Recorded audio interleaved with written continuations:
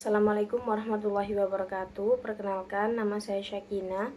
NIM saya 241222018. Di sini saya akan mempresentasikan tugas UTS saya. Nomor 1, jelaskan perbedaan antara pendekatan preskriptif dan emergen dalam strategi e-business. Berikan satu contoh penerapannya dalam perusahaan digital di Indonesia dan analisis dampaknya terhadap daya saing digital perusahaan tersebut. Yang pertama, pendekatan preskriptif. Strategi dirancang dari awal dan dijelaskan secara sistematis, analisis, definisi, implementasi. Yang kedua, pendekatan emergen. Strategi berkembang seiring perubahan lingkungan, menekankan fleksibilitas dan respon cepat. Penerapan di perusahaan digital Gojek. Preskriptif. Saat pertama kali didirikan, Gojek memiliki rencana bisnis yang jelas untuk menyediakan layanan transportasi online berbasis aplikasi.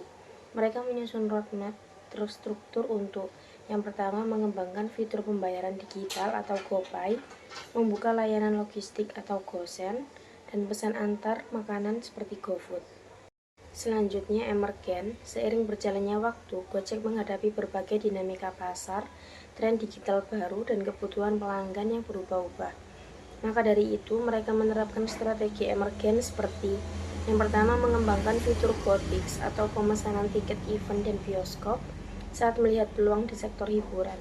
Yang kedua, berinovasi dengan program Go Greener untuk mendukung gaya hidup ramah lingkungan. Analisis dampak terhadap daya saing digital Gojek. Dampak positif, 1. Memperkuat posisi Gojek sebagai super aplikasi dengan beragam layanan dalam satu platform. Yang kedua, responsif terhadap tren pasar digital sehingga mampu bersaing dengan pemain besar lain seperti Grab. Yang ketiga, meningkatkan loyalitas pengguna karena layanan Gojek selalu relevan dan selalu sesuai dengan kebutuhan sehari-hari masyarakat Indonesia. Untuk soal nomor 2, sebuah perusahaan retail online ingin meningkatkan efisiensi pengiriman produk ke konsumen. A. Identifikasi proses SCM yang dapat ditingkatkan dengan teknologi. Proses SCM yang bisa ditingkatkan dengan teknologi yang pertama yaitu manajemen persediaan atau inventory management, teknologi sistem ERP, AI Based Demand Forecasting, RFID, manfaat meminimalkan kelebihan dan kekurangan stok, mempercepat pengecekan barang masuk atau keluar. Yang kedua yaitu pemrosesan pesanan atau order processing. Teknologi Automated Order Management System, manfaatnya mempercepat konfirmasi pengemasan dan pengiriman pesanan ke pelanggan. Untuk yang ketiga, manajemen gudang atau warehouse management, teknologi WMS atau warehouse management system, IoT, dan robotika. Manfaat mengoptimalkan layout gudang, mempercepat picking dan packing, serta mengurangi human error. Selanjutnya, soal nomor 2B, sebutkan 2 teknologi digital yang dapat digunakan dan bagaimana manfaatnya. Yang pertama, Transportation Management System atau TMS, manfaat mengatur rute pengiriman tercepat dan paling hemat biaya. Yang kedua, memantau status pengiriman secara real time.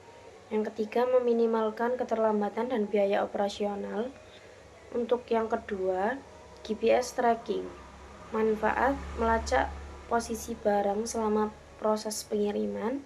Selanjutnya, memberikan informasi estimasi waktu tiba kepada pelanggan dan juga meningkatkan keamanan barang dalam perjalanan. Nomor 2C, apa risiko digital yang perlu diantisipasi? Risiko digital yang perlu diantisipasi yaitu yang pertama, kebocoran data konsumen, risiko data pribadi pelanggan seperti alamat, nomor telepon, dan informasi transaksi disalahgunakan akibat sistem keamanan yang lemah. Yang kedua, gangguan sistem atau server, risiko gangguan teknis pada sistem pengiriman atau aplikasi yang dapat menyebabkan keterlambatan pemrosesan pesanan dan pengiriman.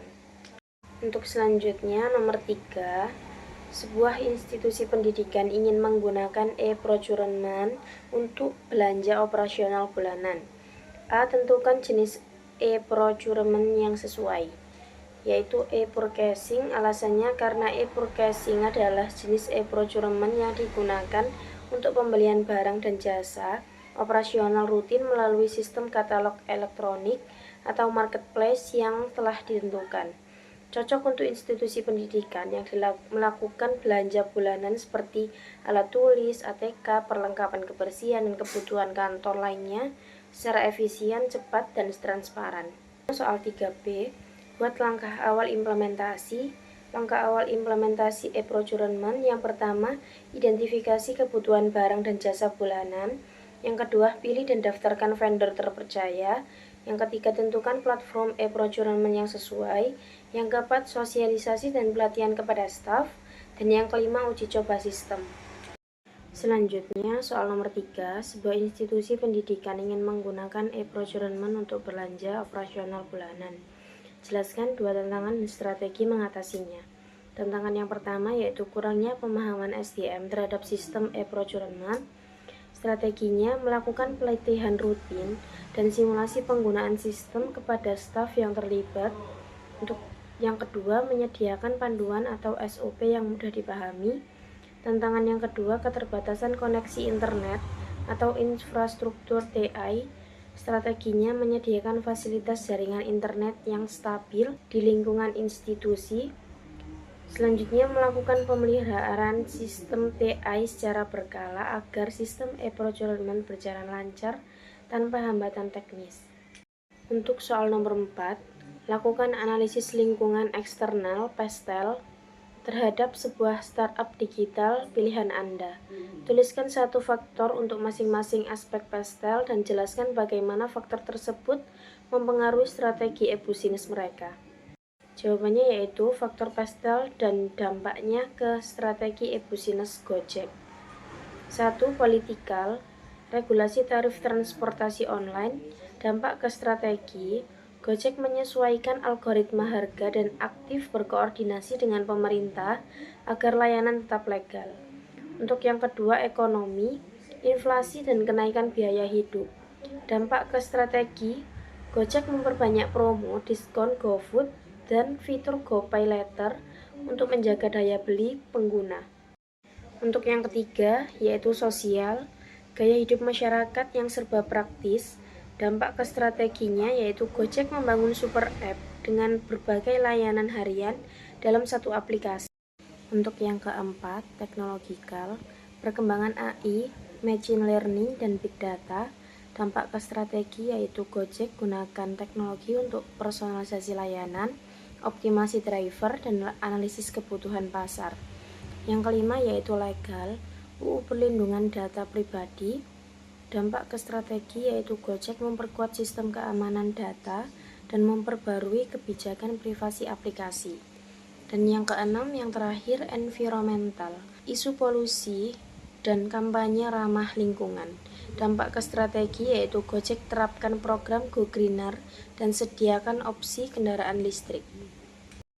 Untuk selanjutnya, soal nomor 5, jelaskan dengan contoh bagaimana bullwhip effect bisa terjadi dalam rantai pasok digital. Sebutkan 2 solusi digital yang dapat mengurangi dampak dari bullwhip effect.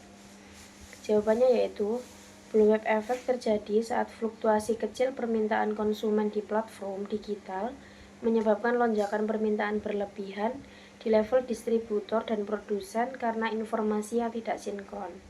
Contohnya, produk skincare viral di TikTok, konsumen beli banyak di marketplace, retail pesan stok besar di distributor pesan lebih besar ke produsen, stok menumpuk saat tren selesai. 2 solusi digitalnya yaitu yang pertama, AI Demand Forecasting, prediksi permintaan lewat data transaksi, tren media sosial, dan histori penjualan. Untuk yang kedua, Cloud-Based Supply Chain Management atau SCM, sistem real-time untuk berbagi data stok permintaan antar pelaku supply chain.